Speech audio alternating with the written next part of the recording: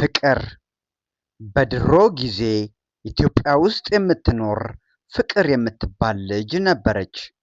ከዕለታት መካከል በአንዱ ቀን ፍቅር ጎዳና ላይ በላስቲክ ተሰራውና ከሷና የህመምተኛዋ እናቷ ትንሽዬ ቤት ውስጥ ተኝታ በነበረችበት ሰዓት እናቷ እትዬ በቀሉ ይቀሰቅሷትና ይኸውልሽ የኔ ልጅ በጣም እያመመኝ ነው።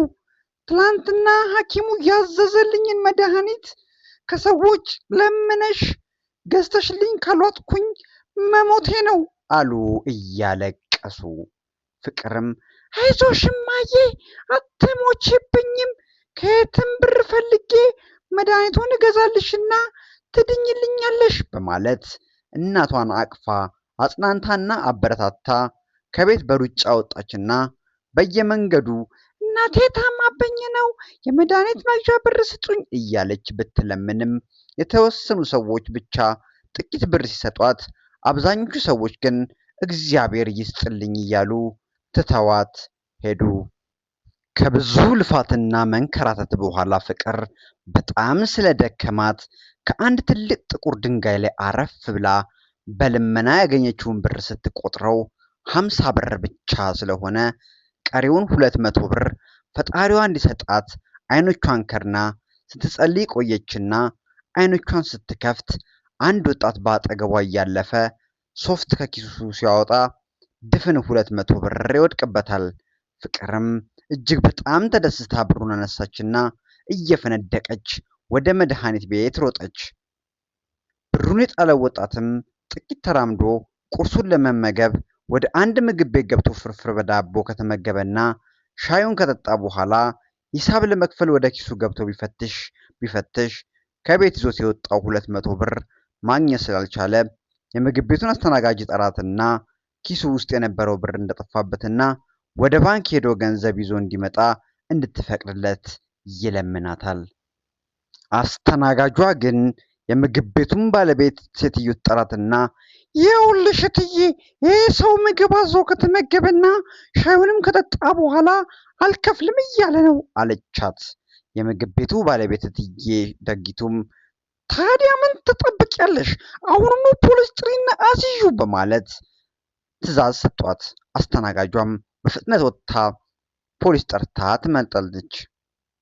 ፖሊሶቹም ወጣቱን ለምን ብር ሳይኖረው እንደበላና እንደጠጣ ይጠይቁታል። ወጣቱም እመኑኝ ፖሊሶች፣ እኔ ሌባ አይደለሁም፣ ከቤቴ ይዤ የወጣሁትን 200 ብር መንገድ ላይ ጥዬ ነው በማለት ለማሳመን መጣጣር ጀመረ። ትንሽየዋ ፍቅርም 200 ብሩን ይዛ እየሮጠች ከመድኃኒት ቤቱ በር ላይ ስትደርስ በድንገት የእናቷ የዘወትር ምክር አስታውሳ ደነገጠችና ቆመች። እናቷ እትዬ በቀሉ ለልጃቸው ዘወትር የሚመክሯት አንድ ምክር ነበር። ምክሩም እንዲህ የሚል ነው። ይኸውልሽ የኔ ልጅ ፍቅር፣ ምንም ቢረብሽም ቢጠማሽም ቢቸግርሽም የሰውን ገንዘብና ንብረት እንዳትወስጂ።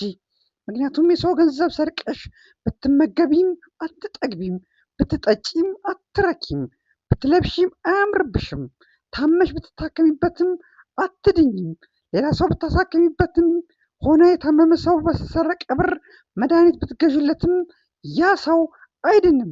ስለዚህ የኔ ልጅ በፍጹም የሰው ገንዘብ ላለመስረቅና ወድቆ ብታገኝ እንኳን በታማኝነት ገንዘቡን ለጣለው ሰው እንደምትመልሺ ቃል ግቢልኝ በማለት በተደጋጋሚ ቃል ያስገቧት ነበር። በዛን ሰዓት ፍቅር እጅግ በጣም ተጨነቀች። በመጨረሻም ለእናቷ የገባችውን ቃል ለማክበርና ለመፈጸም ከዛም እንደምንም ለምና እናቷን ለማሳከም በመወሰን ብሩን የጣለውን ወጣት በሄደበት አቅጣጫ ፍለጋ በሩጫ ተፈተለከች። ፖሊሶቹም ወጣቱ የሚናገረውን ስላላመኑትና ሌባና ጨርባሪ ስለመሰላቸው በል አሁን ጊዜያችንን አታጥፋ፣ በፍጥነት መኪናው ላይ ውጣና ወደ ፖሊስ ጣቢያ እንሂድ፣ እዛም ቅጣትን ትቀበላለህ አሉት። ፍቅርም ብዙ ከሮጠች በኋላ ሰዎች ከበው ስትመለከት በከበባው ተሽሎክሉካ ገብታ ስታይ ከ30 ደቂቃዎች በፊት ገንዘብ ሲወድቅበት አንስታ የወሰደችበት ወጣት ሁለት ፖሊሶች ክንድ ክንዱን ይዘው ፒክአፕ መኪናቸው ላይ ሊጭኑ ሲሞክሩ ስታይ አቁሙ አለች። በዛን ሰዓት ፖሊሶቹን ጨምሮ ሁሉም ሰዎች ወደ ትንሿ ፍቅር ተመለከቱ። ፍቅርም ይሄ ሰው ንጹህ ነው፣ እኔ ነኝ ጥፋተኛዋ፣ እናቴ ታማብኝ እየለመንኩኝ 200 ብር ጎሎብኝ ተጨንቄ ተቀምጬ ሳለው ይህ ሰው ከኪሱ ሶፍት ለማውጣት ሲል ድፍን 200 ብር ሲወድቅበት አንስቼ እየሮጥኩኝ ወደ መድኃኒት ቤት ሄድኩኝ። ከዛ ግን እናቴ ምንም ቢቸግርሽ የሰው ገንዘብ እንዳትሰርቂ የሚለውን የዘወትር ምክሯን አስታውሼ በጥፋቴ አፍሬ ይህንን ሰው ይቅርታ አልጠይቀውና ገንዘቡን ልመልስለት ነው እየሮጥኩኝ የመጣሁት አለችና በፖሊሶች የተያዘውን ወጣት ይቅርታ ጠይቀው ገንዘቡን መለሰችለት። ከበው ሲመለከቱ የነበሩት ሰዎች በሙሉ በሰሙት እውነት በጣም ልባቸው ስለተነካ ሁሉም ገንዘብ አዋጡና ለፍቅር እናት የመድኃኒትና የምግብ መግዣ ብር ሰጧት። ወጣቱም የበላበትና የጠጣበትን ሂሳብ ከፈለና ፍቅርን አመስግኖ ለፍቅር እናት መድኃኒት ቤት ከፍቅር ጋር አብረው በመሄድ ገዛዝተውላት ወደ እነ ፍቅር ቤት ሄዱ። ከዛም ወጣቱ ብዙ ገንዘብ ከባንክ ቤት አወጣና ለታማኟ ፍቅርና ታማኝነትን ላስተማሯት እናቷ እትዬ በቀሉ ቆንጆና ንጹህ ቤት ተከራይቶ የሚያስፈልጓቸውን ዕቃዎች በሙሉ ገዛዝቶላቸው ከጎዳና ሕይወት አወጣቸው። በተጨማሪም መልካሙ ወጣት ሱቅ ተከራይቶላቸው እትዬ በቀሉ የተለያዩ አትክልቶችን እየነገዱ ፍቅርን እንዲያስተምሩ አደረገ።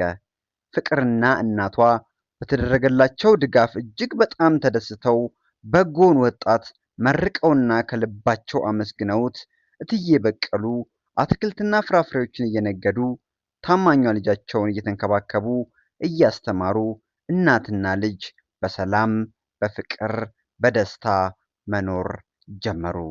ተረቴን መልሱ፣ ጉንጬን በፍቅር አብሱ። ከቢኒያማዊቱ አስናቁ ዘኢትዮጵያ